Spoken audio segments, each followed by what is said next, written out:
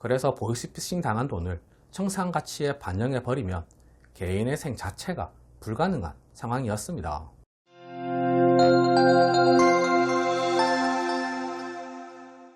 안녕하세요. 노태부 변호사입니다.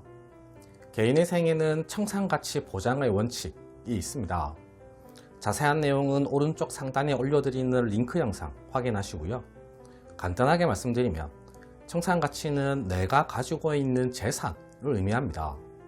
그리고 청산가치 보장의 원칙은 개인회생 기간 동안 변제하는 총 변제금이 청산가치, 즉 나의 재산보다는 많아야 한다는 겁니다. 채무자가 보유하고 있는 재산보다는 많이 갚으라는 의미입니다. 보유하고 있는 재산이 청산가치에 반영되는 건 별 문제 없습니다. 그런데 문제는 내가 가지고 있지도 않은데 청산가치에 반영되는 항목들이 있다는 겁니다. 대표적으로 주식코인 손실금이 있습니다. 주식코인에 투자했다가 잃은 돈이죠.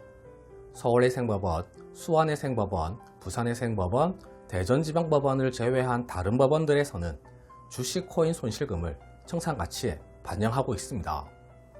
주식코인에 투자해서 손실을 보아서 보유하고 있지도 않은데 나의 재산으로 인정되어서 청산가치에 반영되는 겁니다.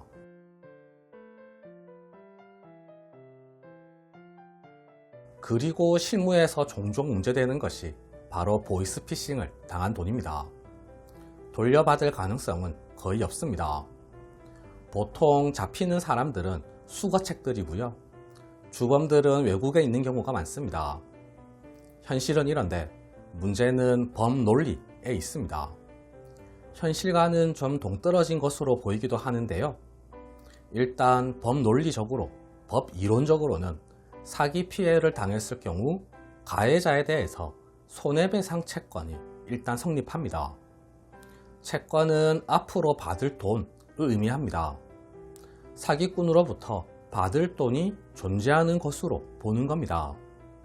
앞으로 실제 받을 수 있을지 못 받을지는 그 다음 문제입니다. 일단 논리적으로 채권이 성립하게 되는 겁니다. 그러면 개인회생에서는 이 채권을 채무자의 재산으로 보아서 청산가치에 반영할 거냐? 그렇지 않고 현실에서는 못 받을 가능성이 크니까 반영하지 않을 거냐? 라는 문제가 발생하는 겁니다. 법원의 판사님도 개인회생위원님도 못 받을 가능성이 크다는 것 알고 있습니다. 그런데 법 이론적으로는 채권이 이미 성립되어 있으니까요. 실무에서는 보정이 이렇게 나옵니다. 보시면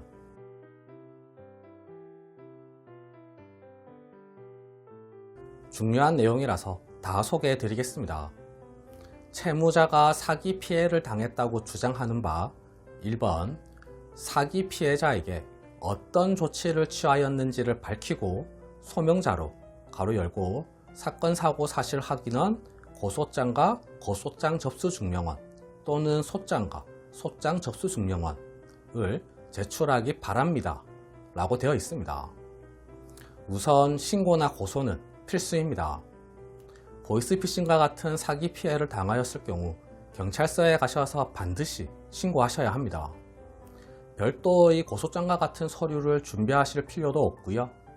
핸드폰이나 계좌 내역과 같이 피해 사실을 입증할 수 있는 증거들을 가지고 경찰서에 가셔서 일단 신고를 하셔야 합니다.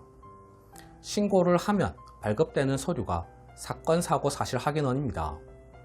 이 신고조차 하지 않으면 개인회생 실무에서는 보이스피싱 당한 돈이 청산가치에 반영될 가능성이 매우 높습니다. 다시 돌아가서요. 2번 만약 아무런 조치를 취하지 않았다면 왜 돈을 받기 위한 노력을 하지 않았는지 밝히고 이 부분은 이미 신고를 했기 때문에 해당 사항이 없고요. 다음이 중요합니다. 추심할 수 없는 사정이 있다면 그 내용과 소명 자료를 제출하기 바랍니다 라고 되어 있습니다. 추심할 수 없는 사정이 뭘까요? 우선 법 이론적으로 현실과는 상관없이 원칙적으로 말씀드려 보겠습니다.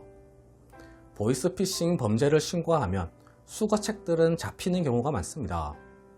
주범이 잡히지 않았다면 주범에 대해서는 잡히지 않은 사실 자체가 추심할 수 없는 사정에 해당할 거고요. 문제는 잡힌 수거책들입니다.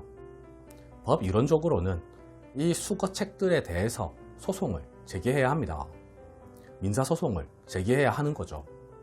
그러면 판결을 받게 될 겁니다. 그러면 다시 이 판결문을 가지고 강제집행을 하는 겁니다. 강제집행의 방법도 여러 종류가 있습니다. 정말 현실과는 상관없이 이론적으로만 얘기하면 이 절차를 모두 진행했는데도 재산이 없다면 추심할 수 없는 사정이 인정될 수 있겠습니다. 이론적으로는 완벽합니다.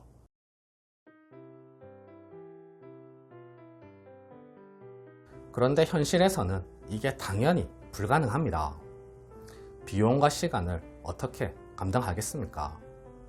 지금 보이스피싱 당해서 개인회생 하려는 사람한테 비싼 돈 들여서 언제 끝날지도 모르는 절차를 모두 진행하라는 건 말이 안 됩니다.